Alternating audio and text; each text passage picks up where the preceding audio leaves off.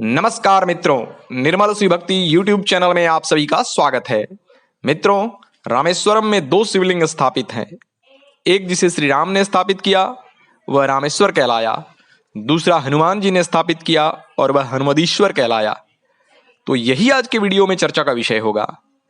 लेकिन जो लोग चैनल पर नए हैं उनसे विनम्र प्रार्थना है, चैनल को सब्सक्राइब अवश्य कर लें, साथ ही बेल आइकन को भी प्रेस कर दें ताकि जब भी मैं ऐसे आध्यात्मिक और ज्ञानवर्धक वीडियो लेकर आऊं उसका नोटिफिकेशन आप लोगों को मिल जाए।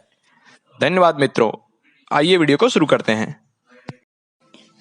लंका विजय के पश्चात जब श्री रामचंद्र जी सीता और लक्ष्मण तथा वानर सेना सहित गंधमादन पर्वत पर आए, तब दंडकारण्य में निवास करने वाले मुनि लोग अगस्त्य जी के साथ प्रभु श्री राम का दर्शन करने आए। उन्हें देख जानकी वल्लभ श्री रामचंद्र ने आदर पूर्वक प्रणाम किया। फिर श्री राम जी ने उनसे पूछा, रावण के वध से मुझे जो पाप लगा है उसका प्रायश्चित क्या है? मुनियों ने कहा, हे सत्य की रक्षा करने वाले जगत के नाथ, संपूर्ण जगत के उपकार के लिए यहाँ शिव जी की आराधना कीजिए। आप यहाँ लोक संग्रह के लिए शिवलिंग की स्थापना कीजिए। वह शिवलिंग संसार में आपके ही नाम से ख्याति लाभ करेगा। मुनियों के वचन सुनकर श्री राम जी ने लिंग स्थापना के लिए पुण्य काल निश्चित किया। फिर हनुमान जी को शिवलिंग लाने के लिए कैलाश पर्वत पर भेजा, परंतु हनुमान जी को शिवलिंग लाने में देर हो गई और मुनियों ने देखा कि पुण्यकाल बीतने ही वाला है। तो उन्होंने श्री राम से कहा, प्रभु, पुण्यकाल बीत रहा है, अतः जानकी जी ने जो लीला पूर्वक बालू का शिवलिंग बनाया है उसी को इस समय स्थापित कर दीजिए।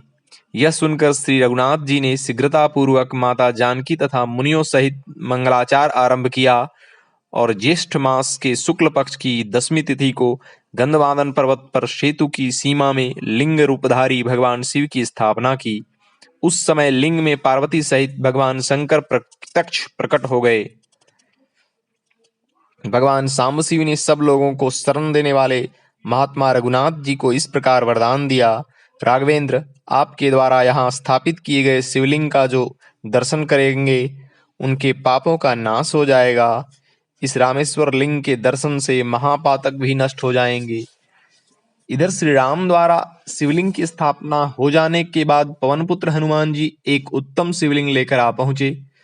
हनुमान जी ने श्री राम सहित सभी को प्रणाम किया।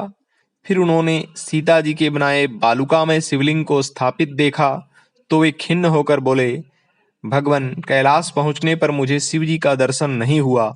तब मैंने तपस्या द्वारा प्रसन्न कर शिव जी से यह शिवलिंग प्राप्त किया। तब तक आपने दूसरे बालुकामय शिवलिंग की स्थापना कर ली। मैं जो कैलाश पर्वत से इस शिवलिंग को लेकर आया सो व्यर्थ ही हुआ। अब मैं इस शिवलिंग का क्या करूं? तब भगवान श्री राम ने कहा, वानर श्रेष्ठ, तत्व ज्ञान में बाधा उपस्थित करने वाले इस शोक को अपने मन में क्यों स्थान देते हो? शिवलिंग स्थापना का पुण्यकाल बीता जा रहा था, इसलिए मैंने सीता जी के बनाए हुए बालुकामय शिवलिंग को यहाँ स्थापित किया है। अतः तुम कोप और दुख न करो। आज शुभ दिन है, इसमें कैलाश से लाए हुए शिवलिंग को तुम ही स्थापित करो। यह लिंग तीनों लोकों में तुम्हारे नाम से प्रसिद्ध होगा। पहले हनुमदीश्वर का दर्शन करके तब रामेश्वर का दर्शन होगा। हनुमान, तुमने ब्रह्म राक्षसों के समुदाय का वध किया है, इसलिए इस शिवलिंग की स्थापना करने पर तुम उस पाप से छूट सकोगे।